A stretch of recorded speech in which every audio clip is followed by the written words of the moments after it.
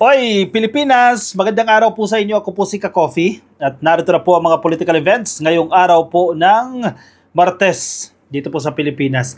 Si Tatay Digong, the best president ever daw, nilalaglag niya yung sarili niya. Nagsi-self-destruct itong si Digong, itong si Duterte. Alam mo kung bakit? Umamin ba naman eh? Nasa Senado siya, sa investigasyon, umamin siya. I-under oath siya. Nanumpa siya na magsasabi ng totoo. Ang problema, umamin. Diyan sa Davao Death Squad na yan. At sa kanya mga utos na ipatsugi. Yung mga gusto nilang ipatsugi. At actually, maraming inconsistencies eh. Si Bato, bukod kay Bato, no? Si Digong, diyan sa pagdinig niya sa Senado. Sabi niya, itong miyembro ng Davao Death Squad, mga gangster daw. Mga walang ginagawa. Pero mga negosyante daw. Ano yan? Gangster, negosyante, ano ba talaga? Mayayaman daw at gusto mag-thrive itong mga negosyo. Kaya gustong tsugiin daw ang mga kriminal. Ang daming inconsistencies. At sabi niya, sa kanya, itinitake niya yung full responsibility, full legal responsibility sa mga nagawa daw po ng pulis alinsunod po sa kanyang utos. Ito oh. Tapos binabawi niya.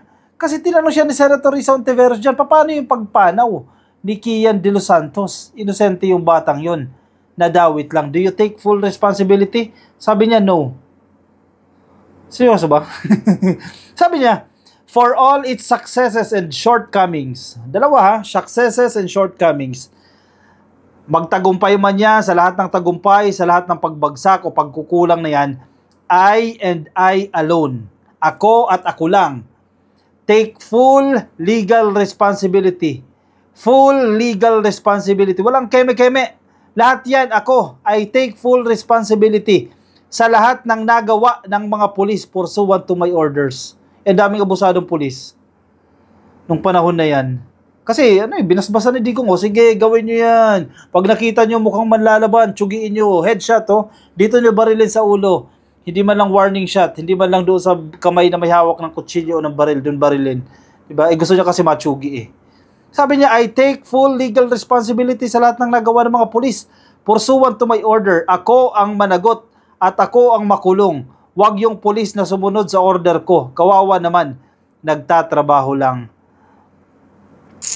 May mali doon? Ito. Ito ang mali. Binawi niya. Tinanong siya ni Risa Ontiveros yan. Ibig sabihin po, kayo po ang responsable sa pagkamatay nitong bata na ito, itong inosente na ito. Dahil chinugi ng mga pulis Caloocan eh. Walang kalaban-laban, nagmamakaawa yung bata, chinugi. Kasi may basbas eh, barilin din niya. Akala siguro nila, hindi mapapamedya. Sabi niya, hindi. Ano ba talaga? Akala ko ba, take full legal responsibility. Nakakulong na yung mga pulis ngayon eh, di ba? Yun ang pinupunto natin kahapon, sana sabihin niya, o labas kayo dyan, ako yung dapat ikulong nyo dyan. Madali lang sabihin yan. Pero mahirap gawin. Ikaw ba naman magpapakulong ka sa kasalanan ng ibang pulis na sa tingin mo hindi ka mananagot dyan? Presidente ka, magpapakulong ka. Magkaiba kasi yung totoong buhay na bla bla bla bla bla bla kesa sa gagawin mo sa totoong buhay. Duterte dodges blame for Kian de los Santos' death. Guilt is personal. O biglang wala na siyang kinalaman dito. Former President Rodrigo Duterte refused to take accountability.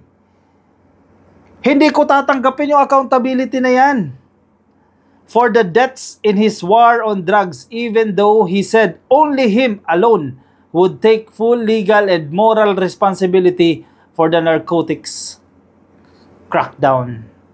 Joke lang yun. Kayo naman, naniwala naman kayo eh. Senator Risa Ontiveros, naniwala ka naman agad eh. Joke niya lang yon. Yun lang, marami nabubudol.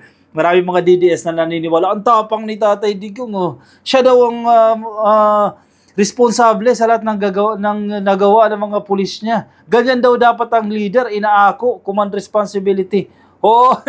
Nabudol kayo. Ito, dinideny niya. Hindi ako ang responsable dyan. Senator Risa Ontiveros questioned Duterte's bold declaration to be fully responsible if he would hold himself accountable for the death of 17-year-old, minor de edad Ka-Coffee, Kian de los Santos, who was shot dead by 3 Caloocan policemen in a staged operation in August 2017. The 3 policemen were found guilty Guilty. Hinatulan po ng guilty ng Caloocan Regional Trial Court.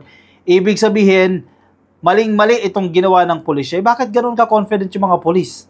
Kasi may basbas, gawin nyo yan. Utos ni Tatay Digong eh. Hinatulan po sila ng guilty for murder and sentenced to life imprisonment. Habang buhay po yung pagkakakulong. It was the first court conviction for drug war abuses. Si Kian de los Santos, minor de edad, hindi armado, nagmamakaawa pero pinatay ng mga pulis sa drug war. Do you take responsibility for the death of Kian de los Santos? Tanong po yan ni Ontiveros kay Duterte sa pagdinig ng Senate Blue Ribbon Subcommittee kahapon, ka-coffee, October 28. Because in October 2020, na-quote po kayo na sinabi nyo, if there's killing there, I'm saying I'm the one. You can hold me responsible for anything. Ako ang responsable sa kahit anong bagay. Yan ang sinasabi ni Digong. Any death that has occurred in the execution of the drug war. So, do you assume responsibility for the death of Kian de los Santos? Tanong po ni Ontiveros. Alam mo yung sagot? No. Dito na nag-iinit si Digong. Nadidiin kasi siya. No, hindi ako responsable dyan. Sabi ni Digong. Wala akong pananagutan dyan. Kala ko ba? Siya ang fully responsible doon sa mga bagay na yun. The former president then advised Ontiveros to talk to a lawyer for advice because she would not pin him down for a crime committed by somebody else. Tapos ang gera, tapos ang laban. Wala talaga silang napala sa pagdinig na yan. Biglang kumambyo na ng statement. Ang sagot niya kay Risa Ontiveros, sumanap ka ng abogado. Kunin mo yung advice ng abogado. Kasi hindi abogado si Risa Ontiveros, siguro ganyan ang tingin niya. Because she would not pin him down for a crime committed by somebody else. Hindi ko kasalanan yan, sabi ni Tatay Digong.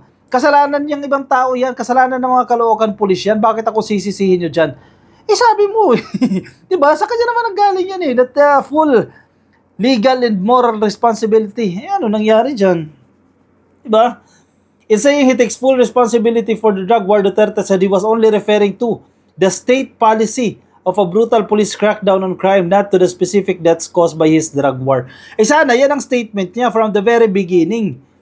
Para hindi nabubudol yung mga tao. Nabubudol yung mga tao, naniniwala ang tapang-tapang ni Tatay Digong at bayani si Tatay Digong dahil aakuin niya yung pagkakamali ng kanya mga pulis. Diba? Ang dami nabubudol Yun pala, hindi naman din pala. Ay nako. Anong sa inyo dyan? Sige, comment nyo sa ating comment section para mabasa ng iba natin mga ka-coffee.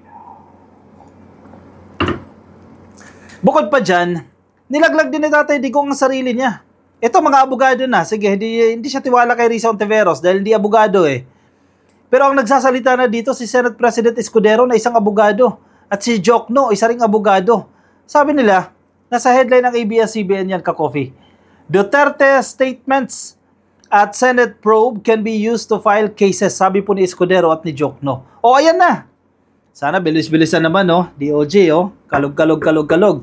Sampahan nyo na agad ng kaso. Total yun naman ang request nila Hindi naman tayo pwede magkaso. Wala naman tayo magagawa dyan Sila yung magkaso dyan. Senate President Francis Escudero on Tuesday urged families of allegedly extrajudicial killings victim to finally sue former President Rodrigo Duterte following his declaration at the Senate Blue Ribbon Subcommittee that he alone was responsible for the brutal drug war. Yan ang suggestion ni Escudero dyan. Sa mga biktima, kung ikaw ay biktima ka-coffee, kung pamilya mo ay biktima, kayo na rin yung kakatawan ngayon, sampahan nyo na ng kaso si Digong dahil umamin na siya At siya ang responsable daw doon Yan ang advice ni Escudero. Si Escudero mag-a-advise ba naman yan na walang legal basis? Abogado yan Senate President yan Di masisira yung imahe niya kung mag-a-advise siya ng mali-mali. However, may kambyo. Escudero said only drug war victims or their families can file cases. Madali lang yan. Maraming tumutulong ka-coffee sa mga war victims, sa mga victims na itong tukhang. Advisean yung mga tumutulong sa kanila na magsampa kayo ng kaso para umusad na yan. Total yan ang request nila. Huwag sa Senado, walang mangyayari dyan, walang makukulong dyan, pahiyaan lang. Doon sa korte, total yan naman ang sinasabi nila, yan ang request sa korte. Escudero noted that Duterte and his police chiefs have not been sued before, leaving only lowly policemen facing cases and penalized for drug war-related deaths. Exactly. Yung mga matataas hanggang ngayon, malaya pa rin. Samantalang sila yung nag-utos niyan. Dapat sila may pananagutan dyan. Ang problema, yung mabababang pulis, maliliit na mga pulis ang nakabilanggo. The Senate President pointed out that the difference between Duterte's statements before and at the Senate on Monday was that the latter were made under oath and can be used against him in court. Correct yan. Nanumpa siya, Digong dyan. Napawang katotohanan lang ang sasabihin niya. As compared to previous statements sa media, boka-boka lang yun mga press con Hindi siya nanumpa doon Ito, nanumpa siya. Di magagamit na talaga yan. O yan na, pagkakataon na nila Laila de Lima yan. Nila Shell Jokno, na mga pari na tumutulo sa mga biktima, it's your turn. Case build-up na kayo, sampahan nyo na ng kaso, makaganti man lang kayo. Karamihan naman ng sinabi niya kahapon, sinabi din naman niya nung siya'y Pangulo pa. Ang pinagkaiba kahapon, lahat ng binitiwan niyang salita ay under oath. Yun ang malaking pagkakaiba, sabi ni Escudero. Correct. Yan na ha, may butas na ha, may tip na sa inyo ha. Escudero said it will be hard for Duterte to retract or dismiss his statements as jokes. Exactly. Kasi sanay si Digong dyan kung yung matatandaan previously, no? Pag nako-corner na siya, ang sasabihin niya, joke lang yun. Kayo naman, naniniwala kayo, joke lang. Ito, under oath yan Nanumpa yan. Sige, paano niya i-retract? Paano niya babawiin ito mga nabitawan niya ng statement? Meanwhile, human rights lawyer Shell Jokno stressed that Duterte's, and I quote, shocking admission, ang pag-amin niya ka-coffee, to organizing a Davao Death Squad serves as damning evidence that can be used against him in court. O, para silang sinasabi, magkaibang issue lang, magkaibang topic lang ng pinupunteriya. Itong si Jokno at itong si Escudero. Para sila abogado para sila nang sinasabi. It is very damning evidence because he made those statements under oath. And those are what we call extrajudicial admissions, sabi ni Jokno. That is coming from the horse's mouth. It is the best kind of evidence because it doesn't come from someone else. It came directly from the former president, sabi ni Jokno. Exactly. Galing mismo sa bibig ni Digong. Kaya ano pang hinihintay nyo? Yung mga gusto makaganti kay Digong, ayan na. Yan na yung opportunity ninyo. Isampan nyo na agad-agad yan. Huwag nyo nang patagalin pa. Habang buhay pa, makaganti man lang kayo.